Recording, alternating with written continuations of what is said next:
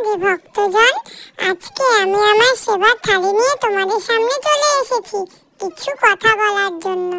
আজকে আমি শ্রীমদ্ ভগবত গীতা থেকে শ্রীকৃষ্ণের কিছু বাণী তোমাদের সাথে বলতে চাই। তোমরা সবাই মন দিয়ে শোনো কিন্তু। প্রজ্বলিত অগ্নি যেমন জ্বালানি কাঠকে ছাইতে পরিণত করে, ঠিক একইভাবে আমাদের জ্ঞান আলো আমাদের মনের মধ্যে থাকা আত্ম অহংকারকে ছাইতে পরিণত করে। তাই তো আমি আমার প্রত্যেকটা ভক্তজনকে একটাই শিক্ষা দিই যে তোমরা বিভিন্ন জায়গা থেকে বিভিন্ন কার্যের মধ্যে থেকে জ্ঞানকে অর্জন করো।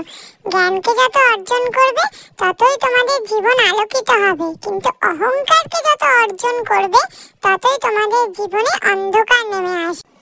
সাথে সাথে তোমরা ভগবানের সেবা করতে থাকো আর সবাইকে ভালোবেসে সুস্থ থাকো আর সুস্থ রাখো সবাইকে।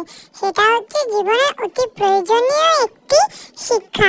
সেটা যদি কারোর মধ্যে না থাকে তার জীবনটা পুরোই বৃথা। আজকেই মতটা